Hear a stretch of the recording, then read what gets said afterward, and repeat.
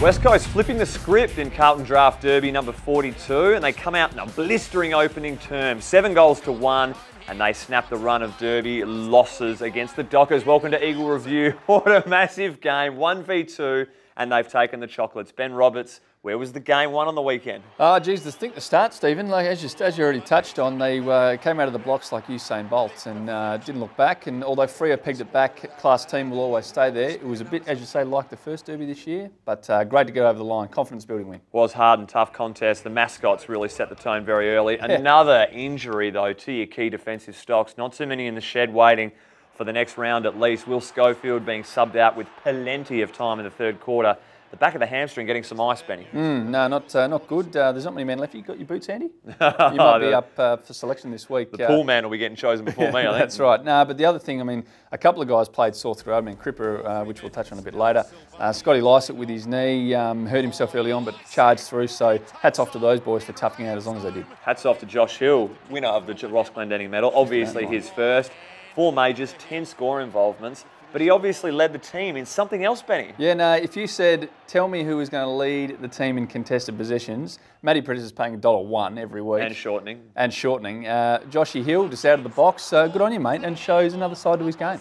Ugly incident, the old Cripps elbow from Silvani. Everyone's seen it, everyone knows about it. There was a tweet that it was shot from the moon. Yeah. Couldn't get a close-up angle, but it's good enough. Good to see that he played on. It was gutsy stuff. Yeah, I mean, when I saw him when he came down the rooms, I thought, geez, he's gone for the day for sure.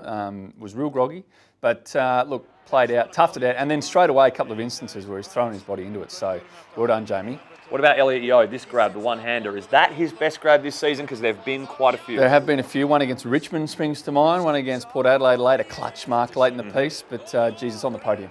Really thought Chris Marston had done some damage to himself as well. What about this incident? I don't know if everyone's picked it up. He's landed square on his head. This could have gone either way. Lucky he's got up and just played it out. I know. I think the man bun might have supported the fall, so I think that's what saved him. Let's talk about this Walters 50-metre penalty now. Is this clever or is this cheap tactics where Luke Shuey's tossed him the ball back and he's had no attempt to get his hands up? Clever by Sonny, and it doesn't work all that often, but it did in this case. I don't think it was quite as close as Luke Shuey was indicating to the umpire, but well played, good gamesmanship. A few mentions now. I want to touch on Brad Shepherd. Had another amazing game. This mark, he just takes these every week, so he's starting to gloss over them. Yeah. But going back with the flight, you never know what's coming in this instance. And he's still a young kid, really, and to go back with courage, I really applaud that. Yeah, isn't he growing? Hasn't he blossomed in 2015? One I want to raise, Stephen, is Jack Darling.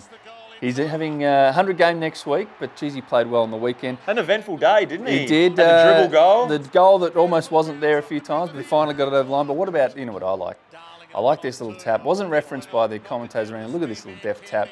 Little 1%ers that I like. It is, and the one where he came across the contest as well, getting in the way of the Freo defensive marker as well. Yep. That's resulted in another goal. And he's even got his opponents running scared that much that they're running into the fence. Yes, the LED signage got a week, I think, on the injury report, but it will pull up okay. It's time for the West Coast roast of the round, and there's plenty to get through. We're going to go off-site to the Cats game. I think this baby is not going to come back to the footy in a hurry, not enjoying himself whatsoever. I think BT said the baby had a bit of motion sickness, and probably fair enough. What about this one? Tommy Barrass in the waffle. Chance to play this week? But geez, have a look at this fly. He dropped the car, I reckon. Is there a car in the waffle? I don't know, but there's maybe a scooter. Maybe a scooter or a moped or something like that. But geez, he dropped it, whatever happened. Geez, he was high. Let's move on to the crowd members in Fremantle. They were well behaved, you got to say, but this one, Brad Shepherd cleverly just tapping it over the line, just coerced the ball over. What about the Freo Docker member on the sideline? Just letting the umpire know exactly what took place. Theatrical.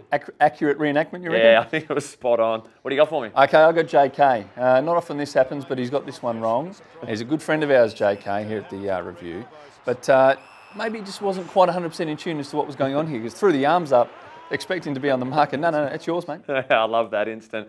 But any guess to the winner? Gee, there's no surprises. I think I know who it is. He's won the medal. Rarely do you get the most, highly attributed accolade, and then go to the mayor of the day. But it's this one. It's having the mark, spraying it from 5 out. Oh, Hilly. I think the baby in the first shot probably could have put it through. Hilly, Jesus. I mean, isn't that just an example of the highs and lows of AFL football? You can go from Glendinning medal to roast of the round within 24 hours. Beautiful. Thanks for watching, and we will see you next week. Bye.